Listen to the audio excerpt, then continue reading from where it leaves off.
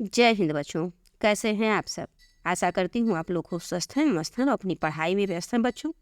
आज हम आपके लिए लेकर उपस्थित हुए हैं भारतीय हरिश्चंद्र जी द्वारा रचित निबंध भारतवर्षोन्नति कैसे हो सकती है।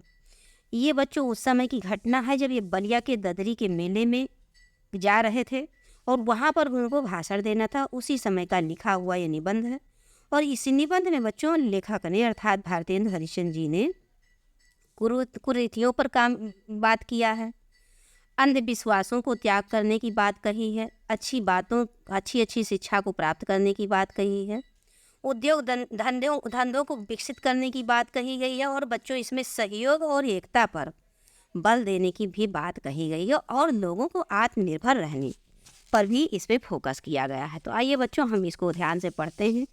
ये कविता थोड़ा सा लॉन्ग है, इसलिए हम लोग थोड़ा जल्दी जल्दी इसको पढ़ेंगे, समझेंगे और कुछ अर्थों को भी समझते हुए चलेंगे, थोड़ा व्याख्या करते हुए भी चलेंगे बच्चों। तो चलिए हम प्रारंभ करते हैं। कंसंट्रेशन से आप सुनने पर फोकस कीजिए। अगर ध्यान से आप सुनेंगे बच्चों तो इससे संबंधित जो भी प्रश्न रहेगा, व्याख्या रहेगा, जो भी उत्तर प्रश्न पूछे जाएंगे आप कर पाएंगे। तो देखिए बच्चों प्रारंभ करते हैं। आज बड़े आनंद का दिन है कि छोटे से नगर बलिया में हम इतने मनुष्यों के एक बड़े उत्साह से हैं। इस अभागी आलसी देश में जो कुछ हो जाए वही बहुत है। हमारे हिंदुस्तानी लोग रेल की गाड़ी हैं, यद्यप फर्स्ट क्लास एक स्थान पर देखते सेकंड क्लास आदि गाड़ी बहुत अच्छी अच्छी और बड़े बड़े महसूल की इस ट्रेन में लगी है, पर बिना इंजन सब नहीं चलती। वैसे ही हिंदुस्तानी लोग को कोई चलाने वाला हो तो ये क्या नहीं कर सकते हैं। इनसे इतना कह दीजिए, का चुप साधी रहो बलवाना, का चुप साधी रहा बलवाना, का चुप साधी रहा बलवाना। फिर देखिए ये हनुमान जी को अपना बल कैसे याद आता है। सो बल कौन याद दिलावे, कौन है जो याद दिलाए इनके बल को। हिंदुस्तानी राज महाराजे, नवाब, रईस या हाकिम राजे महाराजों को अपनी पूजा भोजन झूठी गपशप झूठी छुट्टी नहीं, इन्हीं से छुट्टी नहीं है। अपनी शान शौकत में, अपनी रईसी में, अपनी राजे महाराजे में भोजन करना, पूजा पाठ करना और झूठी गपशप करना, इसी से ही फुर्सत नहीं है। हकीमों को कुछ तो सरकारी काम घेरे रहता है, कुछ बाल घुड़दौड़ थिएटर में समय लगा, कुछ समय बचा भी तो उनको क्या गरज पड़ी है कि हम गरीब गंदे काले आदमियों से मिलकर अपना अनमोल समय खोवें। बस वही मसल रही, तुम्हें गैरों से कब फुर्सत, हम अपने गम से कब खाली। चलो अब बस हो गया मिलना, न तुम खाली न हम खाली। पहले भी ये आर्य लोग हिंदुस्तान में आकर बसे थे। राजा और ब्राह्मणों के जिम्मे ये काम था कि देश में नाना प्रकार की विद्या और नीति फैलावें और अपने भी लोग चाहे तो हिंदुस्तान प्रतिनिधि क्या प्रतिछीन पड़े, पर इन्हीं लोगों को निकम्मेपन ने घेर रखा है। हम नहीं समझते कि इनको लाज भी क्यों नहीं आती कि उस समय में जबकि इनके पुरखों के पास कोई भी सामान नहीं था, तब उन लोगों ने जंगल में पत्ते और मिट्टी की कुटियों में बैठकर के बांस की नालियों से जो तारागृह आदि भेद करके उनकी गति लिखी। वो ऐसी ठीक है कि 16 लाख रुपए की लागत की विलायत में जो दूरबीन बनी है, उनसे उन ग्रहों को भेद करके भी वही गति ठीक आती है। अर्थात इनके कहने का अर्थ ये है कि जो हमारे पूर्वज रहे वो बांस के, जो कि एकदम घास का रूप है, बांस क्या है, बांस घास का रूप है, उससे क्या दूरबीन ग्रहों को देखकर उसके गति के बारे में लिख दिए। उसी के लिए क्या 16 लाख मतलब बहुत अधिक धन खर्च करके लागत लगाकर तब दूरबीन बनाया गया। उनमें उन ग्रहों को भेद करने में भी वही गति ठीक आती थी। फिर आगे कह रहे हैं कि और जब आज इस काल में हम लोगों को अंग्रेजी विद्या और जनता की उन्नति से लाखों पुस्तकें, हजारों यंत्र तैयार हैं, तब हम लोग निरी चुंगी के कतवार फेंकने की गाड़ी बन रहे हैं। ये समय ऐसा है कि उन्नति को मानो घुड़दौड़ हो रही हो, उन्नति की मानो घुड़दौड़ सी हो रही हो।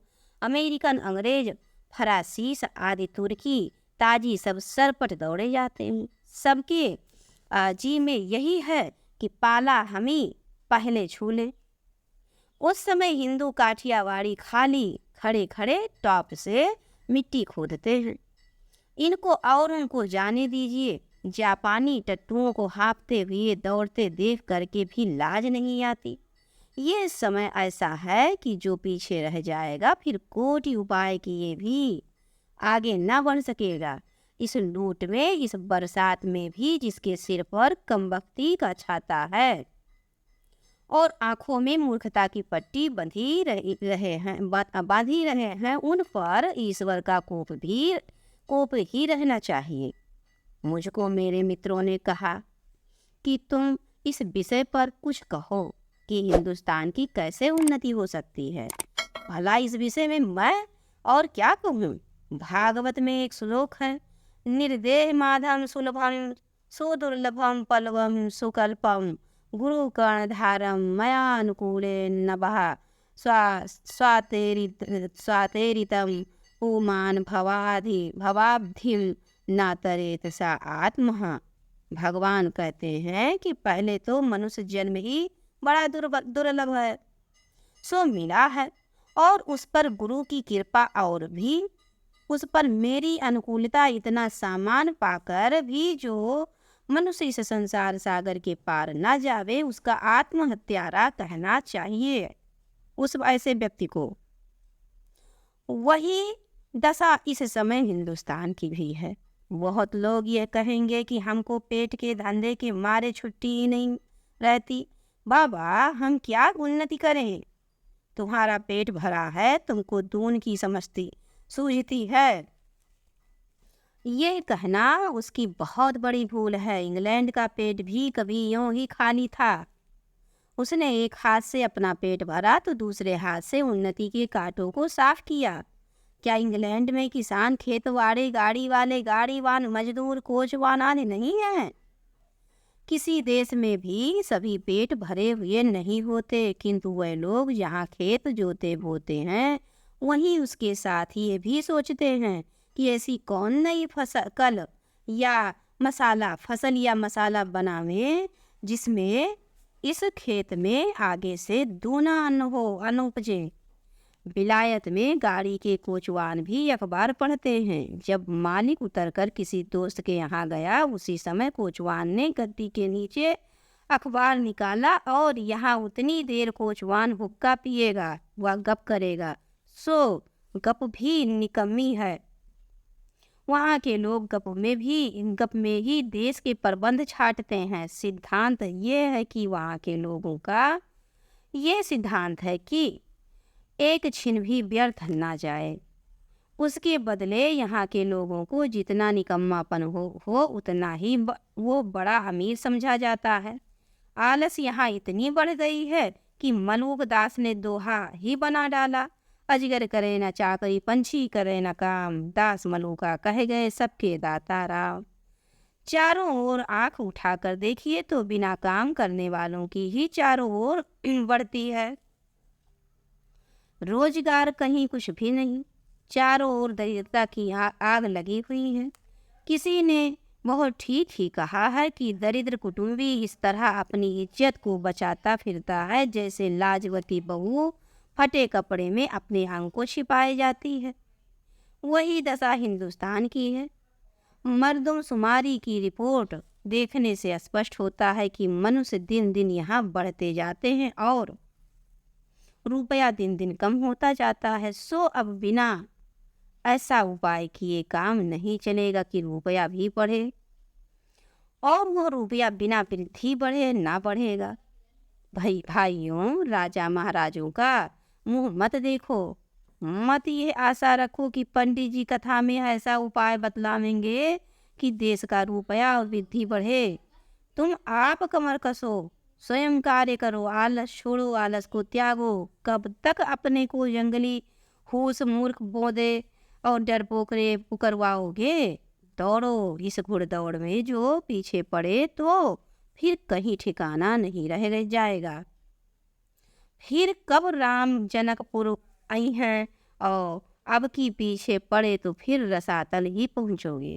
अर्थात आप पीछे रह गए अपनी मेहनत परिश्रम में तो जिंदगी नरक की समान कटेगी।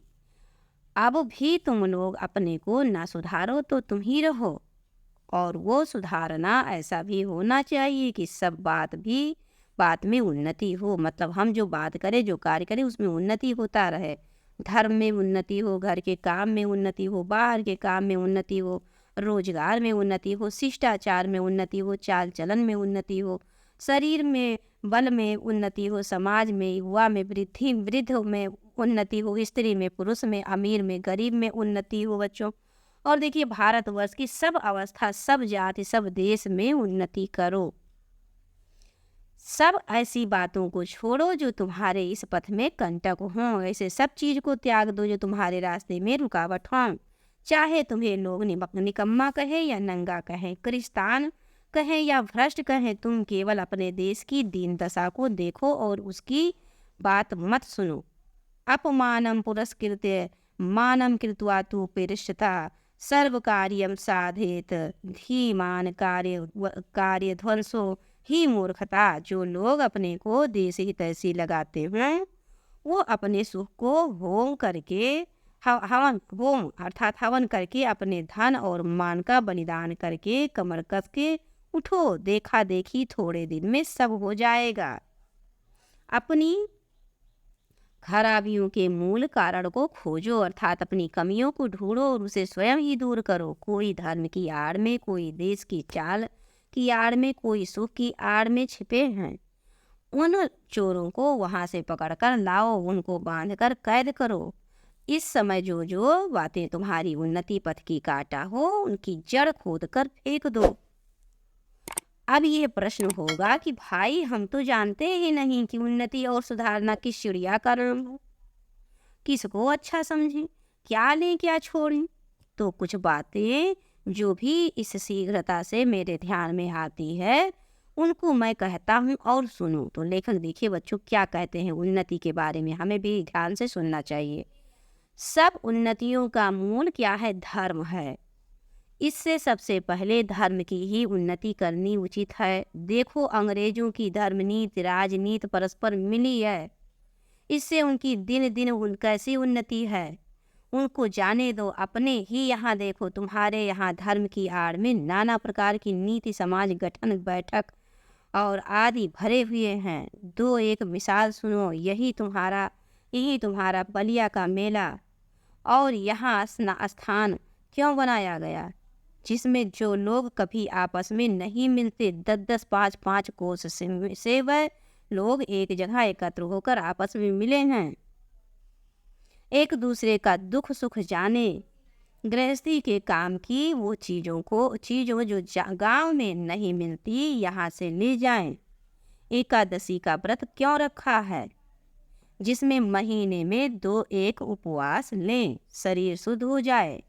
गंगा जी नहाने जाते हैं तो पहले पानी सिर पर चढ़ाकर तब पैर डालने का विधान क्यों है, जिसमें तलुए से गर्मी सिर से चढ़ाकर विकार ना उत्पन्न करे। समझ रहे हैं क्या कहते हैं कि जो गंगा जी में जब नहाने जाते हैं तो पैर ना पहले डाल के वो पानी को सिर पे रखे। सिर पे रखने से क्या होता है बच्चों, ये जो पानी का जो ठंडा है हमारे दिमाग पर गर्मी ना चढ़ जाए, इसका एक विधान है नहाने का। आप घर पे भी स्नान करें तो सबसे पहले अपने सिर पे पानी डालें। दिवाली इस हेतु है कि इसी बहाने साल भर में एक बेर तो सफाई हो जाए। होली इसी हेतु है कि बसंत की बिगड़ी हवा स्थान स्थान पर अग्नि जलने से स्वच्छ हो जाए। यही त्यौहार ही तुम्हारी म्यूनिसिपलिटी है, अर्थात सफाई करनी, सफाई है। ऐसे सब पर्व, सब तीर्थ व्रत आदि में कोई हिकमत है, कोई कारण है। ये उन लोगों ने धर्मनीति और समाजनीति को दूध पानी की भांति मिला दिया है। खराबी जो बीच में भई वो ये है कि उन लोगों ने ये धर्म क्यों मान लिए थे, इसका लोगों ने मतलब नहीं समझा और इन बातों को वास्तविक धर्म मान लिया। भाइयों, वास्तविक धर्म तो केवल परमेश्वर के चरण कमल का भजन करना है। ये सब तो समाज धर्म है जो देश काल के अनुसार शोधे और बदले जा सकते हैं। दूसरी खराबी ये हुई कि उन्हीं महात्मा बुद्धिमान ऋषियों के वंश के लोगों ने अपने बाप दादा का मतलब ना समझकर बहुत से नए नए धर्म बनाकर शास्त्रों में धर दिए। बस सभी तीर्थ व्रत और सभी धर्म सभी स्थान तीर्थ हो गए। सो इन बातों को अब एक बेर आंख खोलकर देखो और समझ लीजिए कि फलानी बात उन बुद्धिमान ऋषियों ने क्यों बनाई और उनमें से जो देश और काल की अनुकूल और उपकारी उनको ग्रहण कीजिए। बहुत सी बातें जो समाज के विरुद्ध मानी जाती हैं किंतु धर्मशास्त्रों में जिनका विधान है उनको चलाइए, जैसे जहाज का सफर, विधवा विवाह आदि। लड़कों को छोटेपन में ही ब्याह करके उनका बल बीरज आयुष सब मत घटाइए। आप उनके माँ बाप हैं, शत्रु नहीं, वीर उनके शरीर में पुष्ट होने दीजिए। नून तेल लकड़ी की फिक्र करने की बुद्धि सीख लेने दीजिए, तब उनका पैर काठ में डालिए। कुलीन प्रथा, बहुविवाह आदि को दूर कीजिए। लड़कियों को भी पढ़ाइए किंतु इस चाल से नहीं जैसे आजकल पढ़ाई जाती हैं, जिससे उपकार के बदले बुराई होती है। ऐसी चाल से उनको शिक्षा दीजिए कि वो अपना देश और कुल धर्म सीखे, पति की भक्ति करें और लड़कों को सहज में शिक्षा दें। नाना प्रकार के मत के लोग आपस में बैर छोड़ दे। ये समय इन झगड़ों का नहीं है। हिंदू, जैन, मुसलमान सब आपस में मिलिए। जाति में कोई चाहे ऊंचा हो नीचा हो, सबका आदर कीजिए। जो जिस योग्य हो उसे वैसा मानिए। छोटी जात के लोगों का तिरस्कार करके उनका भी मत तोड़िए, उनका जी मत तोड़िए। सब लोग आपस में मिलिए। क्षमा करें बच्चों, सर्दी जुकाम का समय है। अपने लड़कों को अच्छी से अच्छी तालीम दो। पेंशन और वजीफा या नौकरी का भरोसा छोड़ो, लड़कों को रोजगार सिखलाओ। विलायत भेजो, छोटेपन से मेहनत करने की आदत दिलाओ। बंगाली, मराठी, पंजाबी, मदरासी और वैदिक, जैन, ब्राह्मण, मुसलमान सब एक हाथ एक पकड़ो। सब एक का हाथ एक पकड़ लो और कारीगरी जिसमें तुम्हारे यहाँ बढ़े तुम्हारा रुपया तुम्हारे ही देश में रहे वो करो। ऐसा कार्य करो कि जिससे तुम्हारा पैसा तुम्हारे ही देश में रहे। देखो जैसे 1000 धारा होकर गंगा समुद्र में मिली है, कई धाराओं से मिलकर गंगा समुद्र में जाके मिल गई, वैसे ही तुम्हारी लक्ष्मी 1000 तरह से इंग्लैंड, फ्रांसीस, जर्मनी, अमेरिका को जाती है। दिया सलाई ऐसी तुच्छ वस्तु भी वहीं से आती है। जरा अपने ही को देखो, तुम जिस मार्किन की धोती पहनते हो अमेरिका की बनी है। जिस लंक लाट का तुम्हारा अंगा है वो इंग्लैंड का है। फ्रांसीस की बनी कंघी से तुम सिर झाड़ते हो और जर्मनी की बनी चरखी की बत्ती तुम्हारे सामने जल रही है। ये तो वही मसल हुई कि एक बेफिक्रे मगनी का कपड़ा पहनकर किसी महफिल में गए। कपड़े को पहचान एक ने कहा कि अंजी अंगा तो फलाने का है। दूसरा बोला जी टोपी भी फलाने की है। तो उन्होंने हंसकर जवाब दिया कि घर की तो मूछे ही मूछ हैं। हाय अफसोस, तुम ऐसे हो गए कि अपने निज की काम की वस्तु भी नहीं बना सकते। भाइयों अब तो नींद से जागो, यहाँ पर जागो होगा बच्चों। अपने देश की सब प्रकार से उन्नति करो। जिसमें तुम्हारी भलाई हो वैसी ही किताब पढ़ो, वैसे ही खेल खेलो, वैसे ही बातचीत करो। परदेसी वस्तु और परदेसी भाषा का भरोसा मत रखो। अपने देश में अपनी भाषा में उन्नति करो। ये रहा बच्चों भारतेंदु हरिश्चंद्र जी द्वारा लिखा गया निबंध। और देखिए इस निबंध के माध्यम से हमें कितनी चीज़ों को कितनी अच्छे से सीख दे दिया गया कि हमें अपने देश का विकास कैसे करना है। परिश्रमी होकर, कर्मठ होकर, एकता लाकर और अपने जो ज्ञान पूर्वजों का जो ज्ञान है उसको भी ग्रहण करके, और जो हमारे जीवन में कई जो हम त्यौहार मनाए जाते हैं उसका भी अलग अलग एक कारण है। इन सब चीज़ों को बताया और ऐसे ही हमको ये सिखाया गया कि जो हमारे देश के बच्चों हैं, भारत के लोग हैं, इनको बस कोई इनका बल याद दिला दे, फिर क्या कहना है। ये जो कर सकते हैं वो कोई अन्य नहीं कर सकता। का चुप साधी रहा बलवाना, पवन तने बल पवन समाना। फिर तो क्या कहिए, हनुमान जी की के बल की तरह कैसे चीज़ें याद आती हैं, कैसे इनमें कहने का अर्थ है कि बच्चों, भारतीयों में बल ज्ञान बुद्धि बहुत है, बस इनको सचेत करने की आवश्यकता है। जैसे हमारे बच्चे हैं, बहुत ज्ञानी बहुत विद्वान है, थोड़ा सा ही पढ़ना प्रारंभ करें चीज़ें याद होने लगती, बस इनको सचेत करने की आवश्यकता है। कि इनको सचेत कैसे, जैसे एक बार आप सचेत कर लीजिए, सुन लिए, एकदम एक्टिव हो जाएंगे, तुरंत एकदम सक्रियता से पढ़ना प्रारंभ कर देंगे। तो यही चीज़ें हैं बच्चों, हमको अपनी उन्नति अब आप ही समझनी होगी। हमें विश्वास है कि कहानी को आपने समझ लिया है। अब इनसे संबंधित हम कुछ प्रश्न उत्तर को लेकर आपके सामने उपस्थित होंगे, जो आपकी परीक्षा की दृष्टि से महत्वपूर्ण होगा बच्चों। चलते चलते आपसे छोटी सी रिक्वेस्ट है कि आप चैनल को सब्सक्राइब कर लीजिए, वीडियो को लाइक भी किया कीजिए बच्चों, और अपने फ्रेंड सर्कल में इसे शेयर करने का पूरा प्रयास कीजिए बच्चों। जय हिंद।